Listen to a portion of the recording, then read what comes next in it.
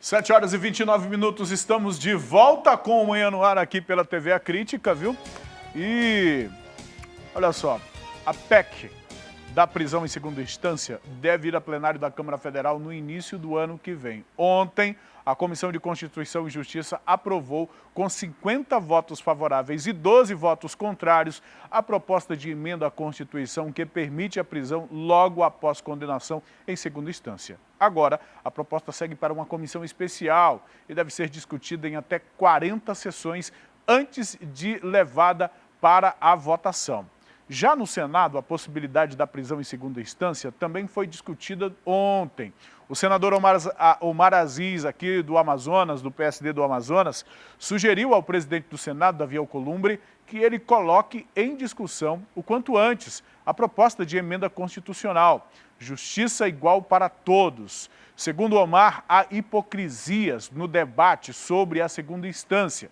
De acordo com o senador, é melhor estabelecer em lei que todas as penas cíveis e criminais sejam cumpridas depois da condenação em segunda instância. Foi o que declarou Omar Aziz. Em relação à decisão, o andamento da proposta na Câmara dos Deputados, na Comissão de Constituição e Justiça, o próprio ministro da Segurança Pública, Sérgio Moro, se pronunciou, elogiando o trabalho da comissão, elogiando especificamente alguns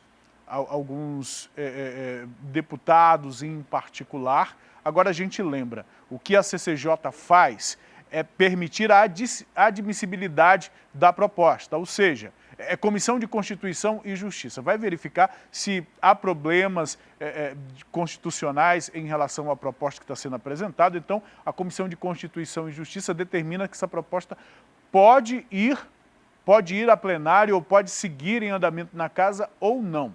Então, o primeiro passo já foi dado. O segundo passo é essa comissão especial. A gente falou sobre a implantação desse tipo de comissão quando estávamos acompanhando o início da reforma da Previdência.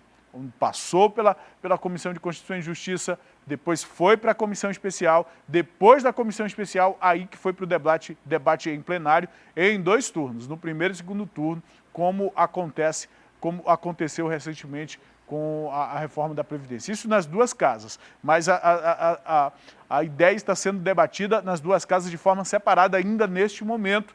E aí a gente tem esse pronunciamento do senador Omar Aziz, que na opinião dele, todos os processos civis e criminais, depois da segunda instância, a pena já deveria ser cumprida. É o que determina, é o que diz o senador Omar Aziz, senador aqui do estado do Amazonas. Como o Davi Alcolumbre, que é o presidente do Senado, vai encaminhar isso, a gente ainda não sabe. Houve, naquele primeiro momento, entre Alcolumbre do Senado, que estava pensando já uma nova constituinte, e o Rodrigo Maia, presidente da Câmara dos Deputados, dizendo não é necessário fazer isso, a nossa Constituição é muito nova. Isso ainda está um pouco tumultuado, a gente ainda não sabe direito como os presidentes das casas do Congresso Nacional vão se comportar diante disso, porque, afinal de contas, são os presidentes que colocam em pauta. Não adianta a CCJ decidir, não adianta os senadores debater e colocar, se não houver interesse dos presidentes da casa, em colocar isso de fato em pauta, em fazer esse processo andar. É que nem a proposta anticrime do Sérgio Moro, Está aí em segundo plano. Era prioridade do governo, foi prioridade durante a campanha eleitoral, mas neste momento, a reforma da Previdência, estamos discutindo agora a segunda instância, e o pacote anticrime está parado, porque depende da presidência, depende da mesa diretora, da direção das casas, colocar isso em pauta ou não. E eles estão aí nesse melindre todo, né, nessa delicadeza toda, porque ninguém quer ofender o Supremo, ninguém quer... Sabe, é um melindre, né? Um cuidado com a opinião dos ministros do Supremo que os nossos deputados e senadores têm, que é uma coisa assim impressionante, viu? E a Procuradoria-Geral da Assembleia Legislativa aqui do Amazonas contestou a decisão do Tribunal de Justiça do Estado que ordena ao Legislativo colocar na pauta de votação um projeto de lei complementar apresentado na gestão de Amazonino Mendes. Esta proposta foi apresentada em abril do ano passado e foi arquivada pela presidência da Casa sem ter entrado em discussão. A medida altera incentivos fiscais de crédito e isenção do ICMS arrecadado aqui no Estado. A Corte do Tribunal de Justiça do Amazonas entendeu que a Assembleia Legislativa precisa colocar o assunto na pauta. O relator do caso, desembargador Elci Simões, ressaltou que a falta de apreciação do projeto pode causar prejuízo milionário aos cofres públicos. Para você ter uma ideia, caso aprovado, a lei complementar deve ampliar a cobrança do imposto das operações da Petrobras aqui no Amazonas. Através de nota, a Procuradoria-Geral da Assembleia Legislativa do Estado disse que ainda não foi notificada oficialmente, mas afirma que apenas surgiu o requerimento, seguiu o requerimento interno da Casa, o regimento interno da Casa, que arquiva as proposituras de cada governo ao final de cada legislatura. A gente vai seguir esse caso também, né? Se há uma recomendação do Tribunal de Contas, alguma coisa precisa ser observada pelos deputados, pelo próprio governo, porque se a proposta do governo anterior foi arquivada, porque já terminou o mandato, pois que esse governo faça uma proposta, se de fato isso, que os membros da Corte, da nossa Corte Estadual, têm razão no que estão dizendo, se eles estão apontando a possibilidade de um prejuízo para o Estado, então o nosso governo devia também prestar atenção, mandar uma nova comunicação, uma nova mensagem à Assembleia Legislativa e os próprios deputados da base aí também verificarem para que a gente não tenha prejuízos. Entrou em vigor este mês aqui no Amazonas a Lei Estadual número 5.019, agora de 2019, é uma lei que pune com multa qualquer tipo de abuso, crueldade ou maus tratos contra animais, como o uso de correntes. Aí você pode me perguntar, é necessário uma lei desta? A gente responde aqui, é necessário, viu? Porque olha só esse dado aqui, até o mês de outubro foram registrados só aqui em Manaus 264 ocorrências de crimes desta natureza. Traz o Leão Furtado para a gente aqui. Leão, muito bom dia para você, Leão. Eu estou adiantando informações que você tem, então deixa eu parar de passar essas informações aqui e vamos ouvir de você. Explica para a gente que lei é essa, a necessidade dela, os números em torno desse tipo de violência que existe por aí. Por favor, meu amigo. Olá, Emanuel, bom dia para você e a todos que estão nos acompanhando no Manhã no Ar neste momento. De janeiro a outubro, Emanuel, foram 264 ocorrências de registros de maus tratos contra os animais. Só para você ter uma ideia, esses dados, que são da Secretaria de Segurança Pública, apontam que houve um aumento significativo de 51,7% em relação às notificações registradas no ano passado, quando foram 174 notificações. Entre os exemplos de maus tratos que nós podemos citar estão os abandonos, que são as principais causas, um dos grandes problemas da capital amazonense, mas ainda existem aqueles tutores que deixam presos os seus animais a correntes com menos de 1 metro, não permitindo que esses animais possam se mover, ter aí uma vida digna. Além disso, também ainda tem aquelas pessoas que não alimentam o animal da maneira adequada, muito menos fornecem água limpa para esses animais. São muitos os casos de maus tratos, como nós já estávamos comentando, inclusive as pessoas que forem pegas, flagranteadas por esse crime, elas podem responder aí a um processo criminal que pode levar a uma pena de 3 meses até 1 ano de prisão, Emanuel. É claro que as denúncias continuam sendo a principal forma de coibir e também de resgatar esses animais que estão passando por essa situação, e elas podem ser efetuadas por você de casa, que pode estar acompanhando uma situação de maus tratos desse tipo. Então você pode entrar em contato com a Delegacia Especializada em Crimes contra o Meio Ambiente e Urbanismo através do contato 3239-3870. O contato é o 3239-3870, Manuel. A população pode ajudar a reduzir esses casos que parece que só aumentam aqui na capital amazonense. De volta com você no estúdio. Leão, obrigado pelas informações, pelo contato, pelas informações que você traz para a gente sobre esse caso. Daqui a pouco a gente volta a conversar, viu? São 7 horas e 38 minutos. Vamos voar um pouquinho, daqui a pouco tem conversa com o Dante, mas antes vamos mostrar aqui a nossa cidade do Alto. Alameda Cosme Ferreira o trecho da cidade que nós estamos vendo agora nas imagens do Alex Gomes. Trânsito pesado, isso aí era na saída, viu? Quase na saída ali para a rotatória do Coroado.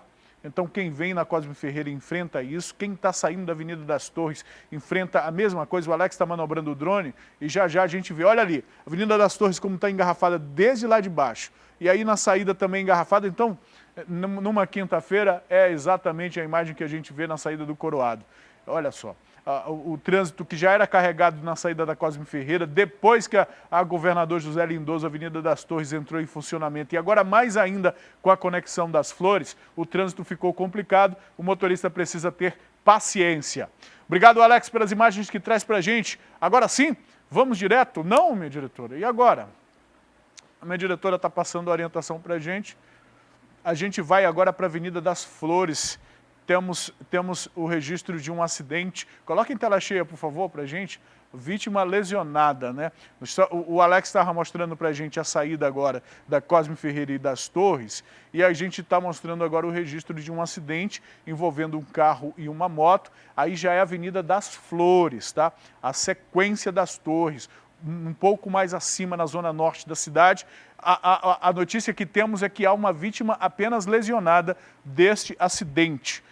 Como foi no retorno, exatamente na entrada de um retorno, é possível que não esteja causando muito transtorno para o trânsito, mas todo acidente envolvendo carro, envolvendo moto, é um acidente potencialmente perigoso. Portanto, sempre que ocorre um acidente, o motorista fica alerta, né? Quem vê o acidente fica alerta e já fica prestando atenção, e a gente traz aqui para o motorista da Zona Norte. Fica atento, já teve um acidente lá, não seja o próximo. 7 horas e 40 minutos, agora sim, vamos direto para a redação do Jornal A Crítica.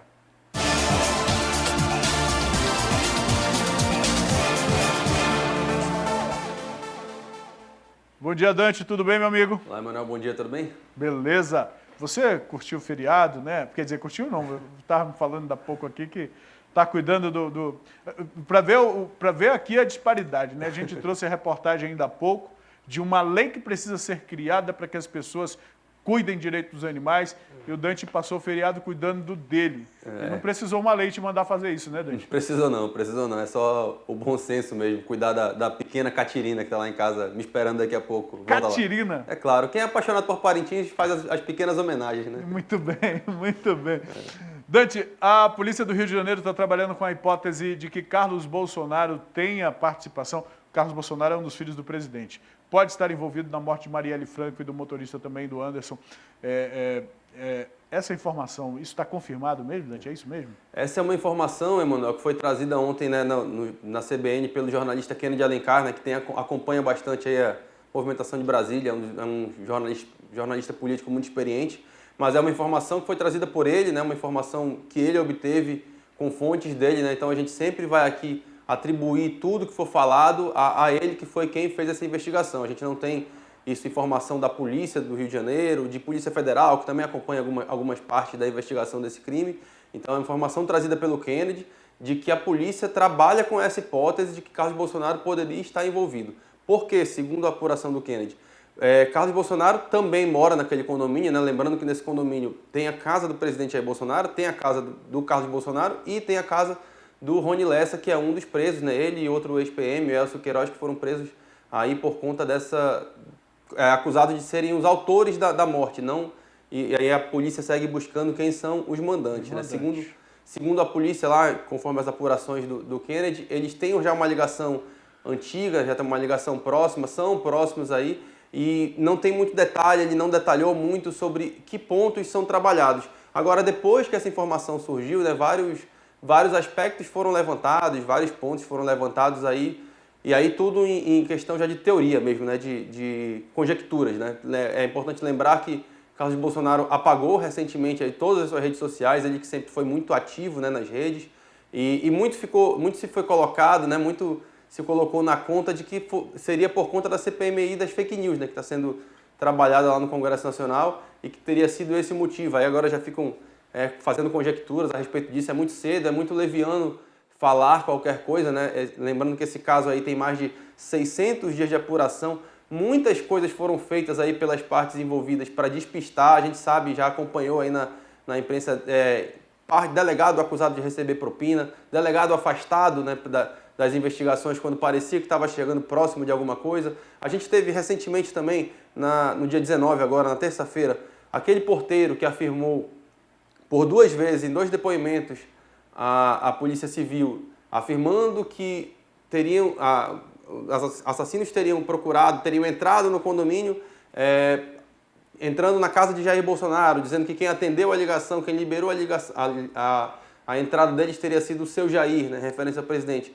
Na terça-feira ele mudou esse depoimento, ele depois da PF falou que ficou confuso, falou que primeiro errou numa anotação e que depois, né, acabou se confundindo, sendo pressionado. Então teve muita reviravolta nesse caso. Logo quando esse porteiro deu esse depoimento, o presidente fez uma live, acho que todo mundo acompanhou, muita gente lembra aí, que ele fez uma live bem exaltado, atacou inclusive a Rede Globo, e nessa live ele chegou a questionar, estão querendo pegar meu filho, e todo mundo ficou meio que, né, tipo, por que ele está falando isso? Já que ninguém havia tocado em nenhum dos filhos do presidente naquele momento em relação a esse caso especificamente, né? Então essa informação trazida agora, ela não tem assim, confirmação, a gente não pode tratá-la como oficial, a gente não pode afirmar que Carlos Bolsonaro é suspeito, seria leviando a gente afirmar isso. Lembrando... O jornalista que publicou isso precisa realmente ter fonte. É uma coisa muito séria, porque pode abalar, inclusive, a própria República, né? O presidente governa o país, os filhos estão muito próximos, fazem parte do cenário político, e isso acaba colocando em xeque a própria credibilidade do governo, das decisões do governo por conta das crises familiares nesse feudo político que se forma no Brasil. Agora, Dante, o fato de o deputado... Devo mudar um pouco de assunto aqui, Dante. A gente trouxe um vídeo, a postagem de ontem aqui, trouxemos ontem, durante uma manifestação pela passagem do Dia da Consciência Negra lá no Congresso, né? E aí está dando o que falar a postura do deputado do PSL lá, que destruiu o cartaz. Enfim, tem gerado repercussões isso? Deputado Coronel Tadeu, né, lá de São Paulo, um deputado que é PM, né? Ontem foi... Essa imagem, né, essa situação que a gente viu, ela é deplorável, né? Se você pode discordar, você pode questionar aquele quadro, eu acho que é natural. Inclusive, acho natural ele questionar, até porque ele é um PM, então ele se sente ofendido, ok. Mas tratar daquela maneira e reafirmar aquela postura várias vezes é lamentável, né? Ontem, felizmente, né, de uma maneira muito importante para a data que era ontem, Dia da Consciência Negra, né? A gente viu uma manifestação lá no Congresso Nacional, inclusive eu até fiquei espantado dele estar aberto lá, né? Porque no feriado, assim, achei até esquisito ele estar aberto, ter votação no STF, eu te confesso que eu fiquei até um pouco espantado. Mas foi muito importante esse protesto que fizeram, levaram vários desses quadros lá, do Latuf, se não me engano o nome do artista que fez esse quadro, fez essa crítica, né? Essa crítica social, não é um ataque à PM, é uma crítica social, até porque a gente tem até essa frase clássica lá no Tropa de Elite, né? O PM não aperta esse gatilho sozinho, né? Tem muita coisa que acontece por trás desse sistema, então a gente está vendo aí as imagens, as manifestações que tiveram ontem, né? Levaram vários e vários cartazes, nas redes sociais também, muita gente ficou espalhando a imagem, essa imagem, e quando ele faz isso, mano, é até interessante para a gente refletir sobre as nossas atitudes, né? Era uma imagem que se incomodava tanto ele, se ele não fala nada, muita gente não ia conhecer, né? Muita gente não ia conhecer. Eu, por exemplo, não conhecia essa imagem, não sabia dessa imagem, né? Fiquei sabendo graças à atitude do deputado, a canha do deputado, né? Então, assim, ele leva aquilo que ele odeia a outro patamar. Ele traz ao conhecimento de todos uma coisa que ele reputa como errado, né? Mas era uma coisa que, se ele considera errado, ele foi estrategicamente muito falho, porque agora todo mundo está conhecendo essa imagem, muita gente defendendo essa imagem, eu inclusive... Agora, Dante, eu acho que isso também tem a ver em relação... Como é fraco o entendimento que a gente tem enquanto sociedade dos princípios democráticos. Sim. Tem gente que pensa que democracia, não, a maioria decidiu e pronto. Não. Antes da decisão é preciso ter o debate, é preciso ter o diálogo. E o diálogo não necessariamente de pessoas que combinam, que concordam. A gente não precisa concordar e nem deve concordar. O contraditório é fundamental para a nossa sociedade. E as pessoas precisam ter. Cadê a liberdade de expressão no momento desse? A liberdade de expressão no Congresso Nacional, Dante. Se a democracia não se faz neste local... Na casa do povo, né? Exatamente. Que dentro da nossa república deveria ser o local que represente os interesses ou represente a pluralidade das vozes da nossa sociedade. Aonde, Dante, esse debate vai acontecer? E você usou o termo de vozes aí, e ele é alguém que tem voz, ele pode chegar lá no plenário, né, tem todo o tempo do mundo, tem a TV Câmara mostrando, ele pode chegar lá e refutar por A mais B tudo aquilo que foi colocado, trazer dados, questionar, repudiar, inclusive, se ele quiser, repudiar uma imagem que ele considera ofensiva, que eu não acho ofensiva, que eu acho uma excelente crítica social, mas ele tem essa voz, né, ele não é uma pessoa... no Twitter que está bradando para 100 seguidores. Ele tem o Brasil assistindo ele na Câmara, ele tem seus milhares de seguidores nas redes sociais, ele pode fazer isso de uma maneira inteligente. Essa postura, essa agressividade excessiva que a gente vê no Brasil, ela vai levar a gente para coisa muito pior. A gente precisa ficar bem atento a essas pequenas movimentações. Eu espero que de uma maneira bem exemplar, né, o deputado seja de fato punido pelo Conselho de Ética. A gente tem um outro ponto, acho que a gente nem... Mas o Conselho de Ética só age quando tem algum interesse político, Dante. Infelizmente. Né? Só age se tem interesse político. Agora, diretora, eu queria me posicionar em relação a esse conteúdo. Ontem eu não fiz juízo de valor em relação a isso. A diretora está me permitindo uns 5 dias aqui de frase, viu, Dante? Eu te peço essa permissão também. Claro. Os estudiosos, alguns sociólogos que estudam a história do nosso país dizem que quanto mais pobre a população, mais escura, mais negra. E a gente sabe que as mazelas sociais, assim como o crime e a criminalidade, estão sim entre as faixas mais pobres da nossa sociedade. São os pobres que entram em confronto com a polícia. São os pobres, essas vítimas são os pobres. Então, o cartaz não traz nenhuma mentira. Se há um negro, um mestiço, um mulato, enfim, ele geralmente está numa condição social dentro dessa faixa. E a polícia está lá para combater o crime. Então, é um retrato da realidade social que nós vivemos. E se os negros são vítimas desta realidade, isto também é um fato que precisa ser observado. E se de outro lado tem policial atirando, é porque alguém precisa estar ali também para se fazer frente à criminalidade. São problemas sociais que precisam ser vistos das várias óticas das quais eles podem ser vistos e analisados e discutidos e debatidos pela nossa sociedade. Isso a gente não pode fechar os olhos, independente da postura que eu tenho, ou que você tenha, ou que o deputado tenha lá, e o que os movimentos têm. A gente não pode desconsiderar a fala do outro, e muito menos partir para a violência, agir com violência como aquele deputado agiu daquela forma lá. E essa imagem, mano, ela vem à tona justamente no momento que a gente acaba de ter as apurações lá do caso Ágata lá no Rio, por exemplo, que é mais um dos casos, né? E aí não é ficar procurando pelo em ovo ou ficar querendo acusar, mas os dados lá, aquela apuração mostra que a bala que matou a menina policial. Saiu de um policial. Então, assim, e de novo, a gente fala que muitas vezes eles não têm estrutura, não têm uma formação adequada e são jogados lá, né, da maneira que cabe aí, e acabam sendo parte de um processo que é muito maior do que meramente o aperto do gatilho. Né? Então, assim, essa imagem ela vem numa crítica social muito forte, num momento muito importante da sociedade brasileira, e essa bandeira do Brasil que está aí, né, nessa vítima retratada na imagem, ela mostra que sim, que ela é uma realidade nossa. E é uma realidade do Rio, do Amazonas, do Pará, do Goiás, de qualquer lugar. É muito maior. Enquanto a gente não se conscientizar para um problema que existe, para as desigualdades, para as faltas de oportunidades, para essa... Vamos, minha diretora. Estou chamando a gente para pular. Vamos lá, eu não tenho ponto, eu vou embora. Né? Pois é, né, Dante? Olha, Dante, além desse caso, ontem teve também mais barraco lá na Câmara dos Deputados, né? E envolvendo uma jovem que seria militante do PSL e a deputada do PT, Maria do Rosário, mais uma vez. Tem um vídeo, vamos acompanhar o vídeo aí pra gente ver do que a gente está falando.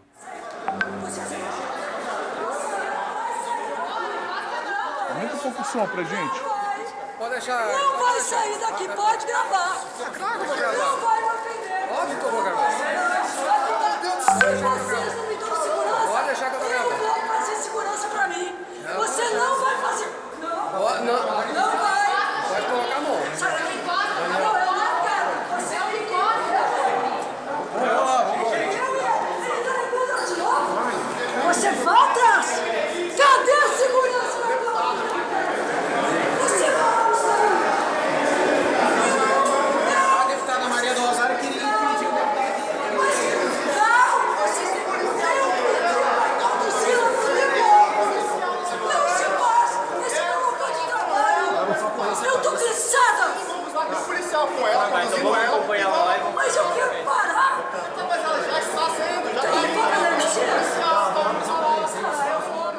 O que é isso aí, Dante?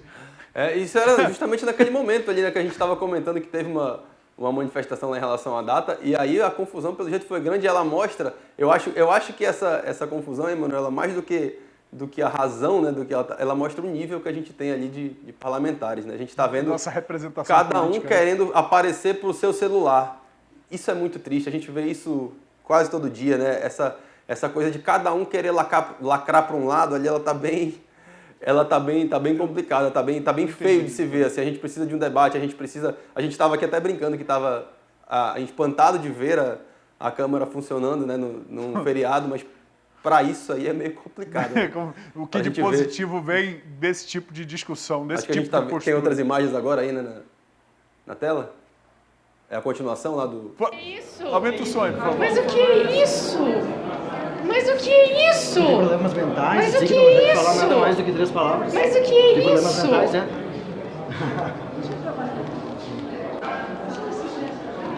Pra quê? Pra identificar. Ela se identificar. Mas o que é isso? Eu não sou o Adélio, eu não mando matar as Vai na pessoas. delegacia, você tem isso novo, né? Isso. Você que tá falando. Provocação pra lá, provocação pra cá.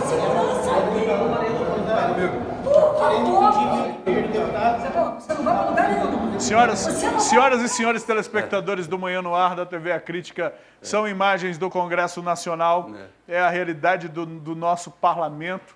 Infelizmente, a gente não tem nem mais tempo para conversar sobre isso, viu, Dante? Não deu mais.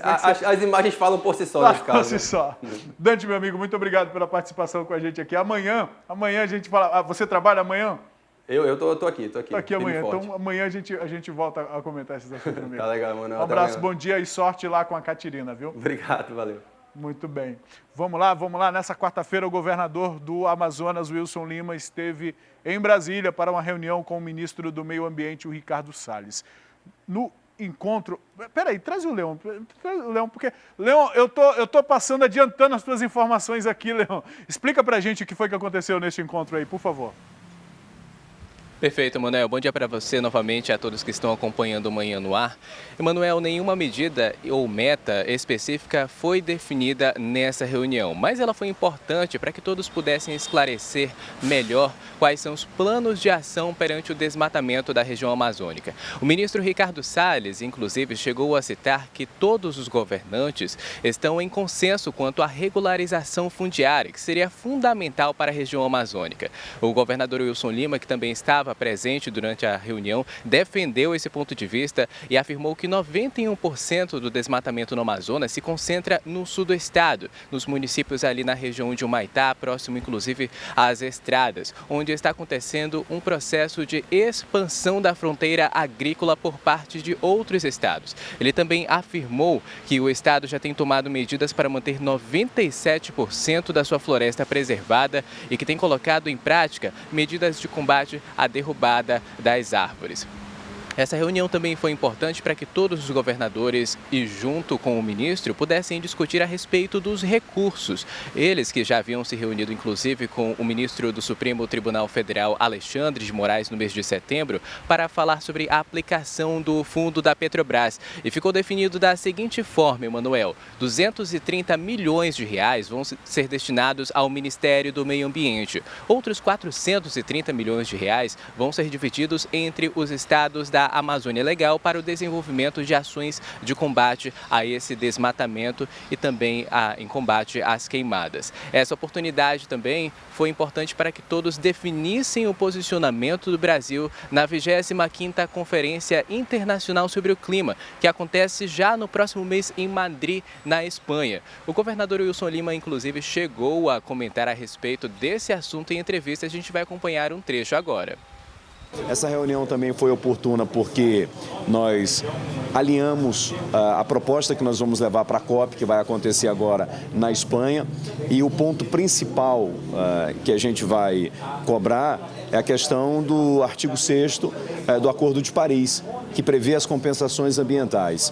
E aí é importante dizer o nosso posicionamento, que é um posicionamento muito firme contra o desmatamento ilegal, a nossa tolerância é zero, mas, por outro lado, os países ou o mundo que cobra a preservação da Amazônia tem que dar contrapartida, porque preservar, conservar tem um preço.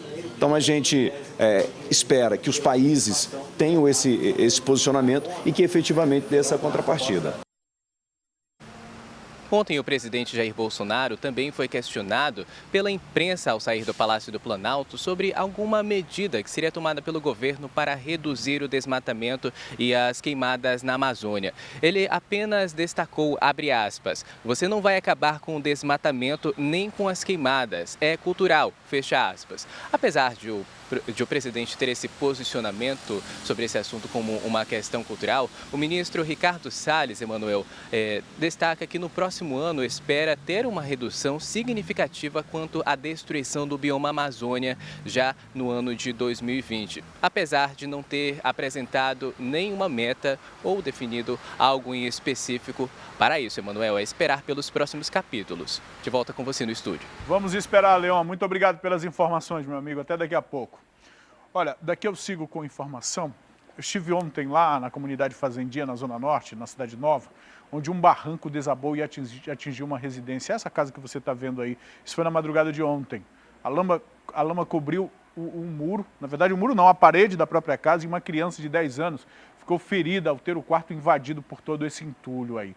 Eu estive lá, conversei com a dona dessa casa, vamos acompanhar.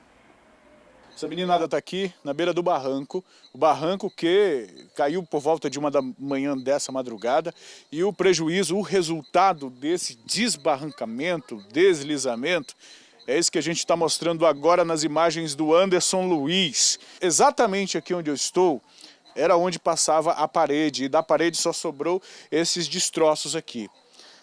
O prejuízo não foi maior porque a casa tem algumas colunas de concreto. Foram feitas algumas colunas de concreto, não tem a amarração da cinta em cima, mas essas colunas impediram que esse desbarrancamento levasse mais a casa. Só que neste trecho aqui, onde o Anderson está mostrando, esse aqui é um quarto.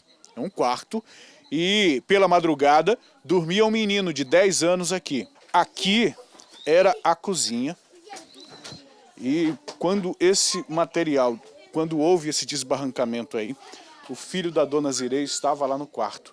E ele se machucou. Explica pra gente exatamente o que foi que aconteceu e como foi que vocês tiraram o filho de vocês aí debaixo de todo esse entulho. Foi 1 da manhã, acho que aconteceu tudo, né? Aí com barulhos, o estrondo muito forte mesmo, barulho. Tava dormindo aqui nesse quarto, eu, meu marido e meu filho, meu filho. Aí o meu marido correu logo lá do quarto, que a preocupação da gente era com o que estava lá atrás, né? Aí quando eu olhei para cá, já estava aqui esse pedaço da cozinha tudo caído, eu achava que meu filho estava... Ele estava subterrado, né, debaixo do barranco. Você chegou a pensar o pior? Eu cheguei a pensar o pior. Aí meu vizinho varou daí do lado, gritou pelo meu marido, né? Meu marido já vinha trazendo meu filho já. Meu filho já vinha com a mão assim na cabeça, estava sangrando. Aí vinha só chorando de lá. E foi na hora que eu peguei ele. Aí nós ficamos aqui nessa parte aqui, né? Na parte de trás a gente já não ficou mais, ficamos só na parte da sala mesmo. Agora, a Defesa Civil veio aqui, qual é o diagnóstico que fizeram em relação da tua casa? Porque você permanece aqui, pode chover a qualquer momento. Com certeza, né? A previsão hoje é chuva, né? Como o técnico mesmo da Defesa Civil que veio aqui falou. E ele disse para mim que amanhã que vai trazer uma assistente social da SEMASP para me encaixar no auxílio aluguel, né? Ela que vai decidir, essa mulher, né? Que hoje mesmo ele só fez um cadastro mesmo do desabamento, né? Do deslizamento também, que ele encaixou na minha ficha. Mas aí a gente vamos aguardar amanhã essa pessoa que é assistente social da SEMASP, que é ela que dá o auxílio aluguel, tudinho. A família da dona Zirei permanece aqui na casa, estão todos dentro deste quarto aqui. Lá está inclusive a criança, o filho dela de 10 anos, está deitadinho, está dormindo inclusive, apesar do barulho da movimentação aqui, ele está dormindo, um curativo na cabeça dele que eu percebo daqui de onde eu estou. Qual é? Vocês levaram ele para receber o atendimento, mas ele está bem? Como é que ele ficou? Estavelmente sim por fora, né? Fisicamente ele aparenta estar bem, né? Mas desde a hora que aconteceu, deu umas 4 horas, ele começou a dormir e está dormindo até agora. Mas estou só esperando acalmar mesmo agora para me levar ele no pronto-socorro para ver os exames cabíveis, né, que vão passar para ele. A família está precisando de alguma coisa? Não, só esperar mesmo a Defesa Civil, né, que faça o seu papel mesmo amanhã, né, que me deu a certeza que vem mesmo, né, me incluir nesse auxílio aluguel, que diz que não posso ficar na casa de jeito nenhum, só para me permanecer só hoje, e a partir de amanhã para mim não permanecer mais. Aí eles disseram que vai fazer essa fecha amanhã e depois de 15 dias que eu vou receber o primeiro auxílio aluguel. Eu não tenho para onde ir com a minha família, eu vou ficar por aqui, entendeu? Daqui a gente percebe o risco. Olha, houve esse desbarrancamento, corre o risco de mais terra cair daí, e ainda que não caia terra, veja que não há nenhuma proteção em relação à chuva. Se chover daqui a pouco, durante o dia ou mesmo durante a noite, a água da chuva vai trazer esse barro, essa lama toda, vai invadir a casa, vai ser um transtorno maior ainda do que o que essa família já enfrentou até agora. Essa é uma situação que poderia ser realmente muito grave, viu? A parede de trás da casa toda a parede foi destruída pelo barro que caiu aqui, por esse desbarrancamento. O restante da estrutura da casa não parece ter sido afetado e a Defesa Civil diz para a família que está segura e essa família pode ficar abrigada aqui ainda por hoje, por esta noite. Mas se chover, ainda há risco do desmoronamento e, sobretudo, de mais transtornos pela lama, pelo barro, por tudo que pode entrar aqui e prejudicar ainda mais essa família. Nós estamos no Fazendinha, na zona norte da cidade, estamos num beco que tem acesso pela Rua Curió. Há muitas casas nas proximidades deste barranco.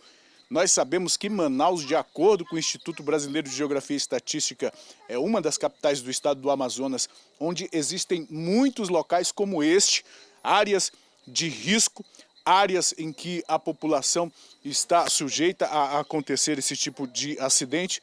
E, infelizmente, a família da dona Zirei, o filho dela de 10 anos, foi vítima dessa realidade. A gente espera que esteja tudo bem com essa família. Vamos seguir com a informação aqui. O projeto Veredas Educativas tem o objetivo de capacitar estrangeiros e inserir os imigrantes com oficinas no mercado de trabalho. Vamos acompanhar. Muitas instituições têm ajudado os imigrantes que chegam na cidade com alimentação, vestimentas e abrigos. Mas a iniciativa dessa faculdade foca na capacitação desses estrangeiros, com oficinas de estudo visando a inserção deles no mercado de trabalho. À medida que eles têm oficinas de história do Brasil, história do Amazonas, a gente foca muito no patrimônio histórico do Amazonas. Então, por exemplo, depois eles podem trabalhar com turismo, eles podem, além da inserção que a gente fala, né, também abrir novos horizontes. O projeto Veredas Educativas, encabeçado pela professora Cristiane, promove um verdadeiro passeio pela história do Brasil e do Amazonas. As oficinas são uma oportunidade também para os alunos da universidade aprenderem na prática a arte de ensinar. É uma experiência incrível, porque nós estamos aprendendo, né? E serve como lição, porque o importante de tudo é essa interação que a gente tem com os imigrantes, o cuidado de ensinar tudo certinho, né? E a nossa turma, nós apresentamos uma atividade bem dinâmica, bem bacana, para que fosse de fácil entendimento para eles. Cerca de 16 mil imigrantes vivem em Manaus. A maioria deles saiu de seu país de origem em função de problemas como instabilidade econômica e política. A capital amazonense é um dos principais refúgios desses imigrantes. Consuelo é venezuelana. Por conta da crise instaurada em seu país desde meados de 2013, ela passou 2 anos na Colômbia. Mas conta que foi em Manaus, onde está há 5 meses, que ela realmente conseguiu se sentir mais em casa. Eu estava trabalhando em Colômbia, mas para lá não se pode, não é muito possível trabalhar lá. Aí eu tomei a decisão de vir para cá. Você está sendo bem recebida, bem tratada pelos manauaras? Sim, sempre. A turma é formada por venezuelanos, haitianos, colombianos e já recebeu até uma aluna da Costa do Marfim.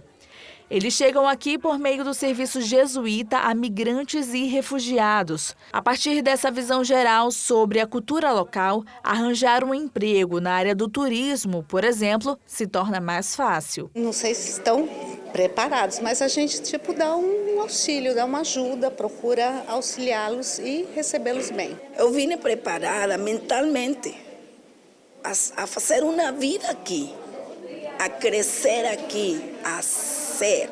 O projeto teve início no dia 23 de outubro e segue até o final de novembro. Funciona na unidade 6 da Faculdade Uninorte, na Avenida Joaquim Nabuco, no centro da cidade.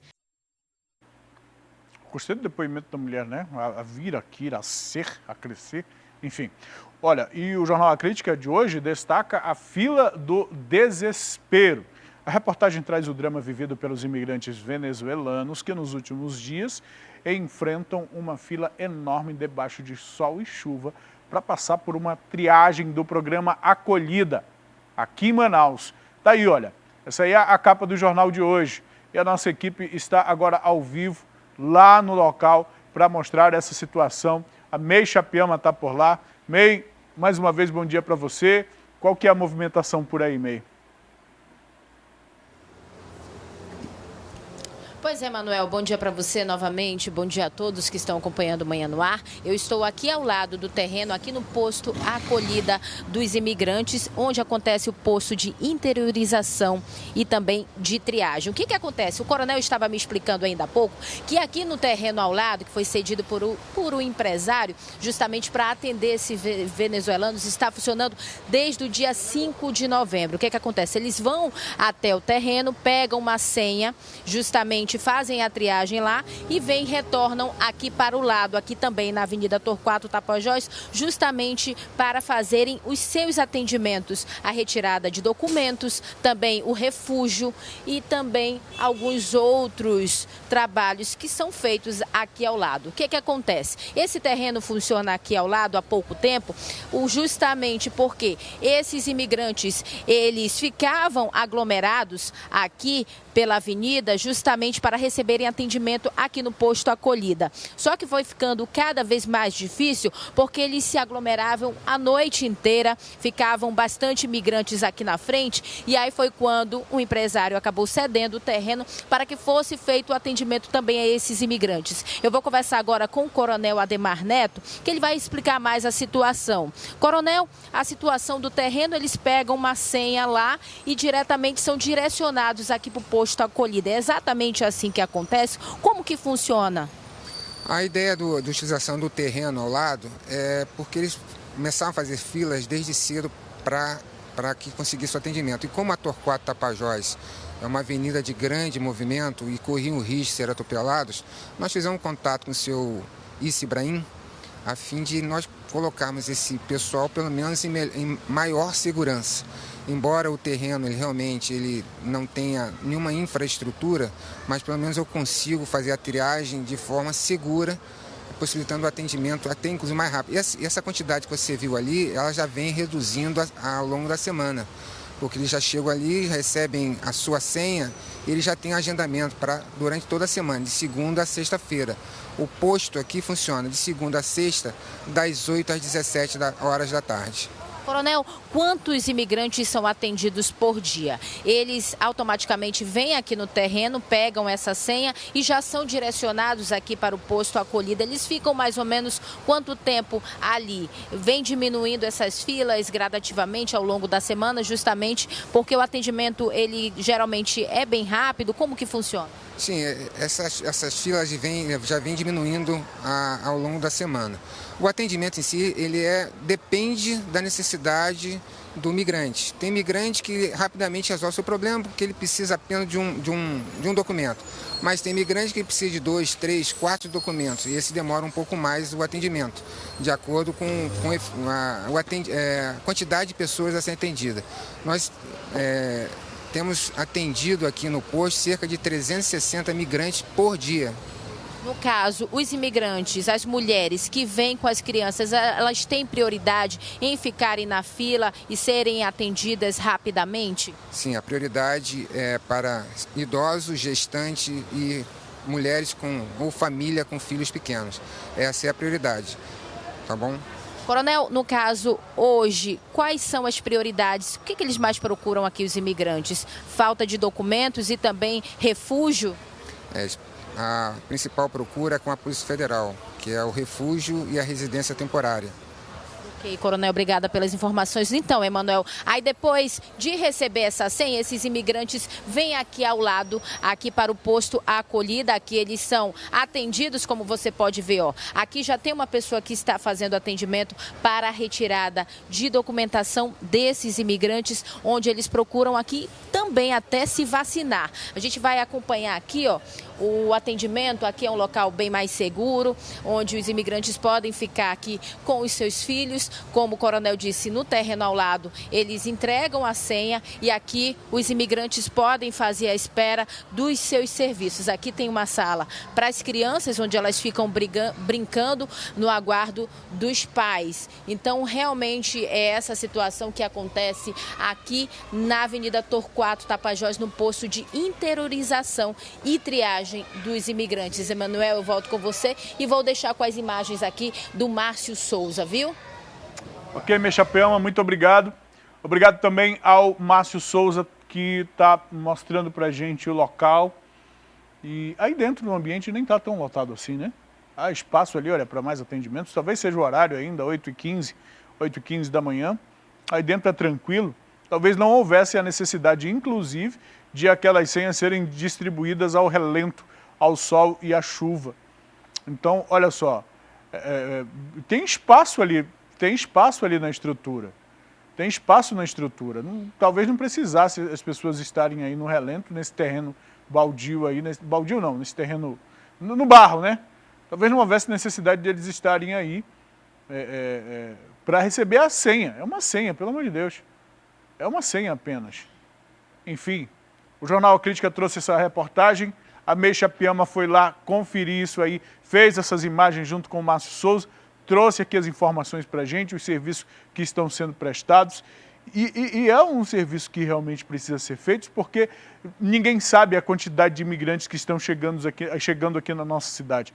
Ninguém sabe. E essas pessoas estão sendo inseridas na nossa sociedade e inseridas em todos os aspectos, no aspecto da segurança pública, no aspecto da oferta dos serviços públicos, da demanda, da procura por empregos também, da oferta e procura por mão de obras. Em todos os aspectos, essas pessoas estão sendo inseridas na nossa sociedade, na sociedade amazonense, na sociedade manauara.